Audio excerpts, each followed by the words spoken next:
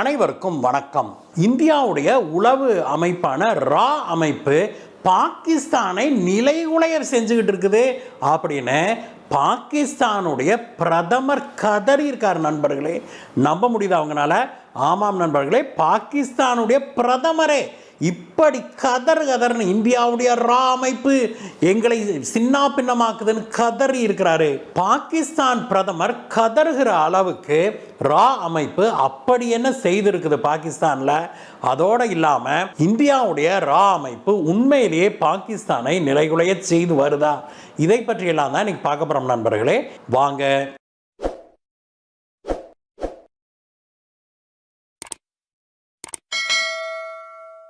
நேற்று முன்தினம் ஒரு சம்பவம் நடக்குது நண்பர்களே. அதற்கு பிறகு நேற்றைய தினம் பாகிஸ்தானுடைய பிரதமர் கதறாரு. முந்தைய தின சம்பவத்துக்கும் பாகிஸ்தான் பிரதமர் கதறியதற்கும் தொடர்புண்டா அப்படின்னு தெரிஞ்சுக்கிறதுக்கு முன்னாடி முதல்ல நேற்று முன்தினம் நடந்த சம்பவம் என்ன அப்படின்னு தெரிஞ்சுக்குவோம். பாகிஸ்தான்ல இருக்கிற JUIF அப்படிங்கிற ஜமாயத் உலேமா இஸ்லாம் ஃபாசல் அப்படிங்கிற ஒரு அமைப்புடைய தலைவரான மௌலானா ஃபஸ்லுர் ரஹ்மான் அப்படிங்கிறவர் மீது திடீரென யாரோ அடையாளம் தெரியாத சிலர் துப்பாக்கியால சுடுறாங்க. அவருடைய கார் கைபர் பக்துன்குவா தேரா இஸ்மாயில் கான் பகுதியில் இருந்த டோல் பிளாசா அருகே இந்த டோல் கட்டுறதுக்காக நிற்பாங்க இல்லையா, அப்படி அங்கே நிற்கும் போது அவருடைய காரின் மீது அடையாளம் தெரியாத சில நபர்கள் துப்பாக்கியால் திடீர்னு பயங்கரமான ஒரு தாக்குதலை நடத்துறாங்க. அந்த தாக்குதல்ல பலர் காயமடைகிறாங்க. ஆனால் இவர் இருக்கிறார் இல்லையா, அந்த JUIF உடைய தலைவர், அவர் தப்பிச்சுக்கிறாரு. நல்ல வேலையாக அவர் உயிர் பிழைத்து கொண்டார் அப்படிங்கிற செய்திகள் பாகிஸ்தான் பத்திரிகைகள்ல வெளியான அதே சமயத்தில் அதே பத்திரிகைகள்ல இன்னொரு புறம் என்ன எழுதினாங்க அப்படின்னாக்க, இது எல்லாம் இந்தியாவுடைய கைவரிசை தான், இந்தியாவுடைய ரா அமைப்புடைய கைவரிசை தான். பாகிஸ்தான்ல தொடர்ந்து இது போன்று பலரை இந்தியாவுடைய இந்த உளவு அமைப்பு கொண்டிருக்குது. ஆனால் இதுவரைக்கும் அது இந்தியாவுடைய உளவு அமைப்பு தான் செஞ்சது அப்படிங்கிறதுக்கான எந்த ஆதாரங்களையும் அவங்களால கண்டுபிடிக்கவே முடியவில்லை. இருந்தாலும் இந்த அடையாளம் தெரியாத ஆட்கள் பலரையும், பல சீக்கிய காலிஸ்தான் தீவிரவாதிகளை சுட்டு கொண்டதும் சரி, இஸ்லாமிய தீவிரவாதிகளை பாகிஸ்தான்ல வச்சே சுட்டு கொன்றதும் சரி, இது எல்லாம் செய்தது அந்த அடையாளம் தெரியாத சில நபர்கள் அப்படின்னு தான் எல்லாத்துக்கும் தெரியும். ஆனால் உண்மையில் இந்த அடையாளம் தெரியாத நபர்களை இந்தியாவுடைய உளவு அமைப்பான ரா அமைப்பு தான் ஏற்பாடு பண்ணி அனுப்புது அப்படிங்கிறது பாகிஸ்தான்ல எல்லாத்துக்கும் தெரியும் அப்படின்னு சொல்லி பாகிஸ்தானுடைய ஊடகங்களும் சமூக ஊடகங்களும் இதை பெரிய அளவில் எழுதி வந்தாங்க. இதை பெரிய அளவில் பூதாகரமாக பிரச்சனையை எழுப்பி வராங்க.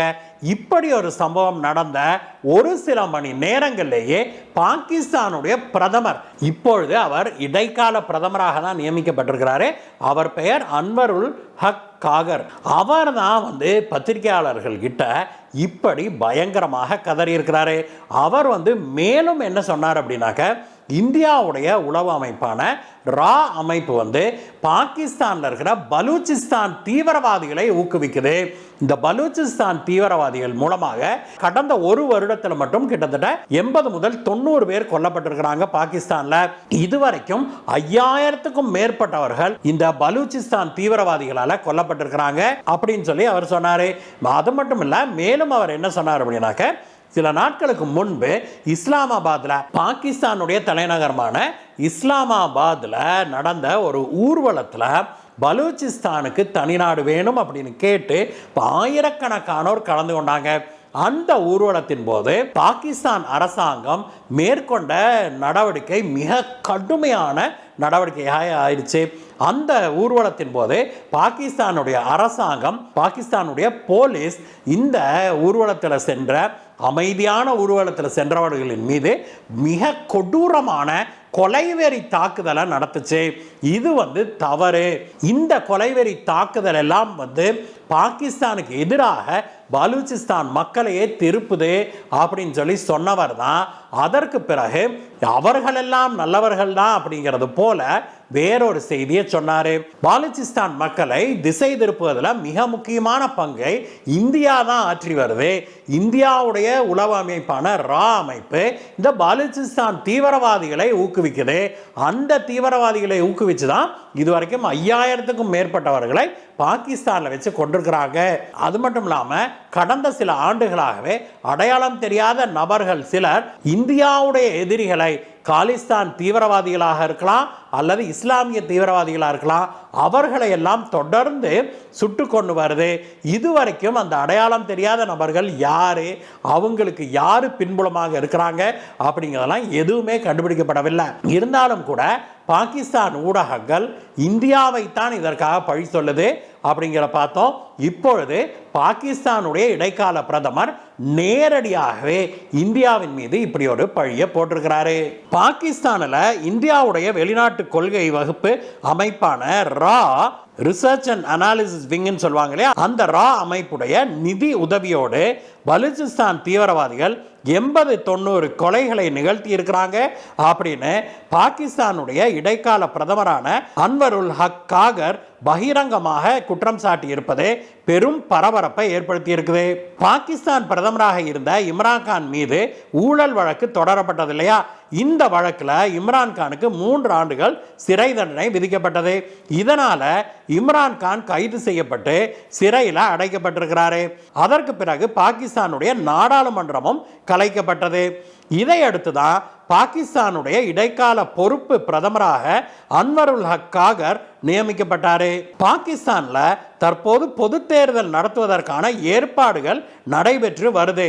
இந்த நிலையில தான் பாகிஸ்தானுடைய லாகூர் நகர்ல அன்வருல் ஹக் காகர் நேற்று செய்தியாளர்களை சந்திச்சு இந்த மாதிரி சொன்னாரு. மேலும் அவர் என்ன சொன்னார் அப்படின்னாக்க, பாகிஸ்தானில் இதுவரைக்கும் 90,000 பேருக்கு மேலே பயங்கரவாத தாக்குதலால் கொல்லப்பட்டிருக்கிறாங்க. இருந்தாலும் கூட வெறும் 9 பேர் கூட அதுக்கு தண்டிக்கப்படவில்லை. இது மேலும் மேலும் தீவிரவாதத்தை ஊக்குவிப்பது போல இருக்குது அப்படின்னு சொல்லி அவர் சொன்னார். எது எப்படி இருந்தாலும் நண்பர்களே, இந்தியாவுடைய ரா அமைப்பு பாகிஸ்தானை மட்டுமல்ல, கனடாவை மட்டுமல்ல, பல உலக நாடுகளை இப்பொழுது கதற விட்டுக்கிட்டு இருக்குது அப்படிங்கிறதான் உண்மை. ஆனால் யாருமே நேரடியாக இதையெல்லாம் செய்வது ரா அமைப்பு தான் அப்படின்னு எந்த விதமான சாட்சியமும் கொண்டு குற்றம் சாட்டவே முடியவில்லை இதுவரைக்கும் அப்படிங்கிறதையும் நாம் இங்கே குறிப்பிட வேணும். இந்த வீடியோவை பற்றிய உங்களுடைய கருத்துக்களை சொல்லுங்கள் நண்பர்களே. மீண்டும் உங்களை வேற வீடியோ சந்திக்கிறேன் கைஸ். Bye bye.